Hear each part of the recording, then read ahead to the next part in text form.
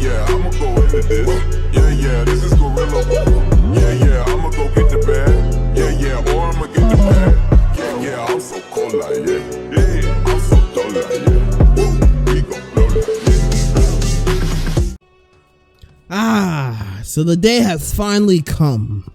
The day where you guys can finally join me and the Stardust Crusaders. You know what I'm saying? You know, the day y'all can finally come compete with us. You know, hang out with us. You know, chill a little bit. You know what I'm saying? And Project Star, bro. We're not gonna look at my performance, so we're gonna hide this real quick because I already know that somebody gonna make me feel insecure. There's gonna be that one dude who's like, look at his ping. Like, no, bro. No.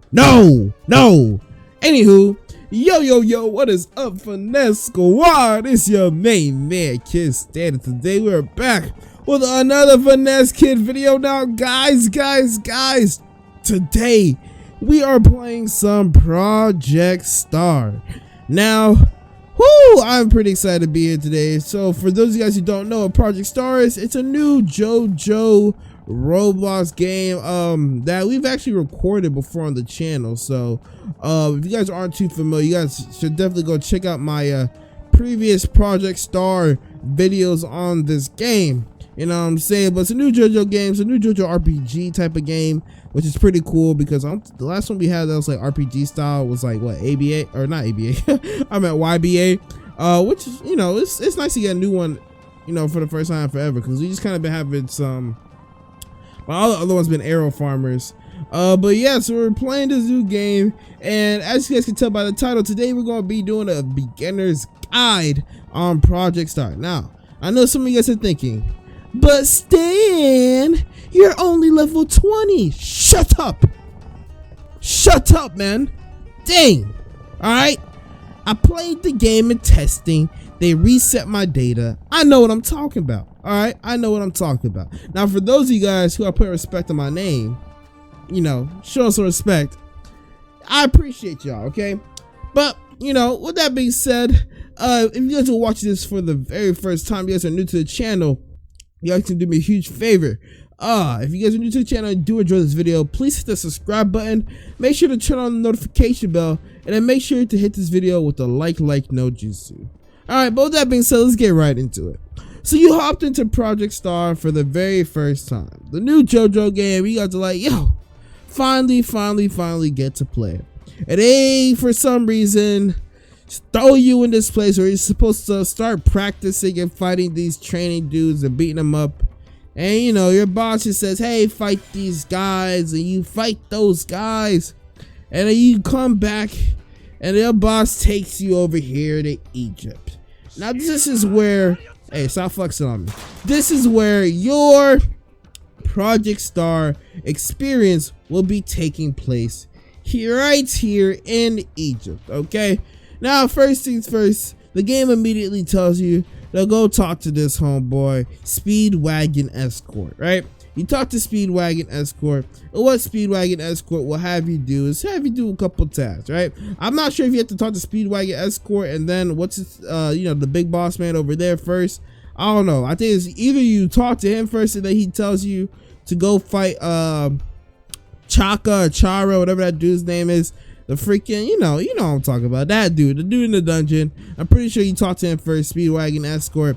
He tells you to fight this boss. You do have to do it solo dolo. I want you guys to know that very first, right? So this is exactly how you guys will be getting your first stand. If you choose to do this, if you choose to do this quest or this yeah, if you guys choose to do that quest first, that's basically where you'll get your first arrow. It'll be a normal arrow, and basically this will allow you to get your, get your first stand.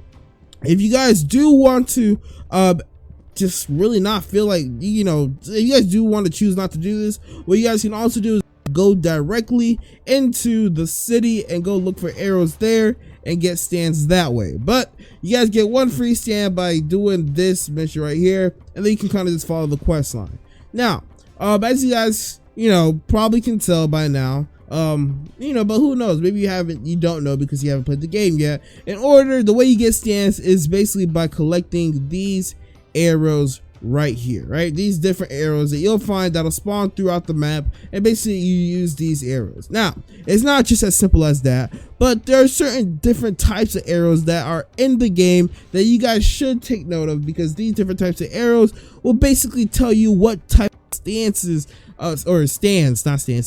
that you'll probably end up getting based on the chances and the rates on those arrows. So we're gonna look at these different types of arrows that this game has to offer. Alright, so as for the 3 different types of arrows that you can find in Project Star, there is normal arrows, or normal stand arrows, as you guys can see that we have here. Then you have unusual arrows, and then after that you have gleaming arrows, and then last but not least you have cursed arrows. Now, just in that order, basically each arrow going onward will give you a higher rate of getting a rarer stand. So the spawn rarity is like only, like, for example, for gleaming arrow, the spawn rarity is like 5%. The rarity multiplier is twice as much, but obviously you're gonna find these a lot less. And like for curse arrows, these are actually only obtained from the Darby item roll. So only normal through gleaming can be like obtained by finding them just like randomly across the map or wherever they spawn. But curse arrows can only be obtained through the item roll, and you know, it gives you basically 100 times rarity multiplier, so you're almost guaranteed to get something good out of one of these basically. Now, as you guys are thinking, you guys are probably thinking, okay, yeah, that's awesome, so I get to get a cool, I get to find, all I have to do is find an arrow, a gleaming arrow, or get a curse arrow, and I got the best stand in the game. Well, that's not entirely true, being that your stand alone won't make it the best. Just the name and title of the stand won't make it what we would call powerful, I guess you could say, right? So there's different things that all contribute to the strength of a stand, and one of the main things being is basically your attribute that comes with the stand. So each stand, when obtaining them, comes with an attribute. So if you guys press M, go to the menu, and you look at your profile, basically you guys will see whatever stand you have. So I currently have horse, and my attribute is weak, which is definitely one of the attributes you do not want to have. Now, there are basically some very bad, horrible, trash tier attributes in the game, and then you got kind of like your mid tier attributes, and then you basically got like your legendary attributes. All right, all basically just giving you exactly, is this legacy calling me a monkey? We're gonna ignore them, but basically all these different attributes giving you different buffs and different boosts that you will get. For example, for defense you'll get tough, durable, or invincible. For damage you get strong and powerful.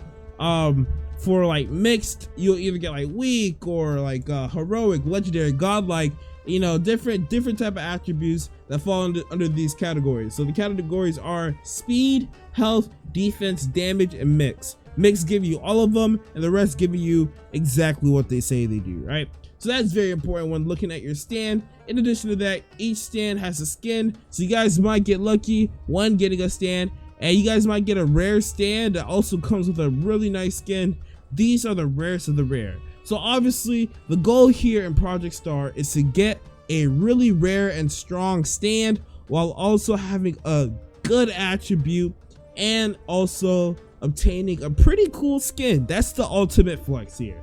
And obviously when we're here trying to collect stands, what are we trying to do? We're trying to flex.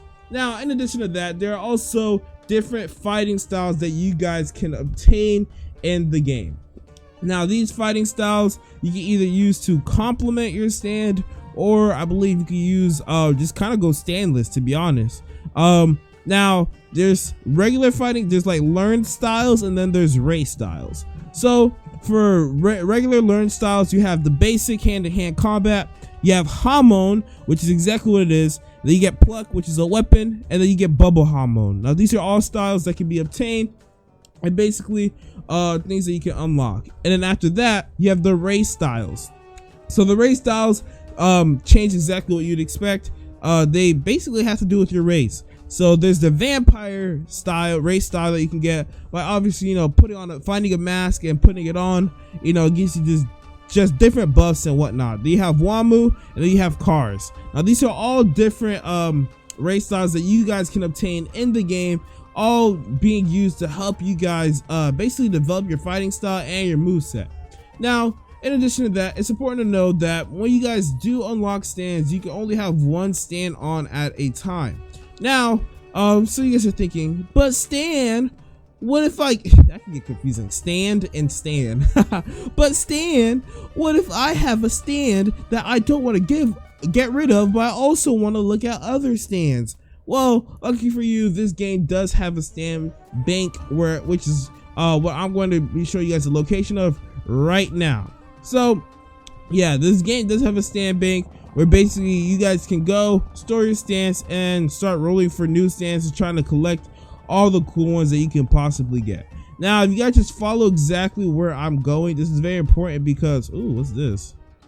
Oh, nice. This is very important because this map can get pretty confusing. So make sure you just follow where I went.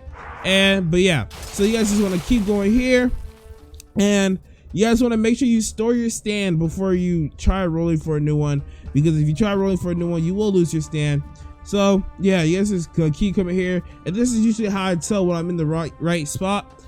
Basically is when I'm in this gigantic, like, freaking big open space, you know what I'm saying? This is how I usually tell if I'm in the right spot. Now, I'm not sure there's another way to get to where you're going, but when you get to this big spot, you go all the way to the left.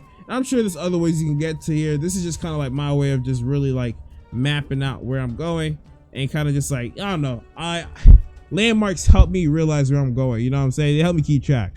So then you guys can just come over here, see this building with a giant red arrow on it. You come here, you talk to one of these guys, says I can store your stand, and then you let him store your stand for you, you know what I'm saying? So I'm gonna store my, let's see, I'm gonna transfer stand here. There we go. You have successfully transferred and stored horse. So then you can go out. Now you're standless. Luckily for you guys, lucky for all of us actually, when you do store or reset your stand, you get all your stat points back. So if you guys are worried about, oh, what about my stat points that I contributed to my stands, don't worry about that. You get those back, you get those refunded, and then you can start going and spinning for more stands. Not only that, it is important to recognize that in order to get rid of your stand or to spin for another stand, you either have to store the current stand that you have and make sure you're standless, or you have to find Rokas, which are pretty difficult to find. So, just, a little early game tip. You guys are new to the game, you guys don't have any Rokas. If you guys do have a stand storage place, you can come here and use that stand storage place in order to kind of just give you an extra free reroll. Oh my goodness, ain't no freaking way did I just get this freaking bug thing. What is this? I got Firefly and it's tough. Tower of Gray, but at least I got a skin on it. Still pretty disgusting, and it's the worst thing that I could possibly get. This is absolutely horrible. Of all things to give me a skin on. What the frick, bro? Pierce an enemy with his tongue. I'm getting rid of you, bro. I'm getting rid of you. Let's put this dude away. All right, so yeah, in addition to that, you got your party system that you guys can use in order to do missions together with your friends.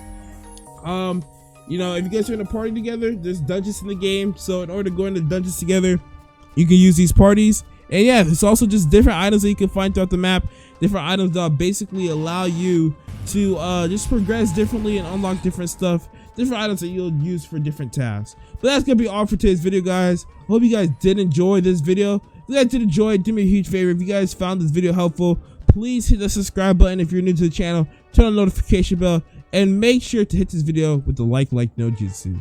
With that being said, until next time, guys, we are out.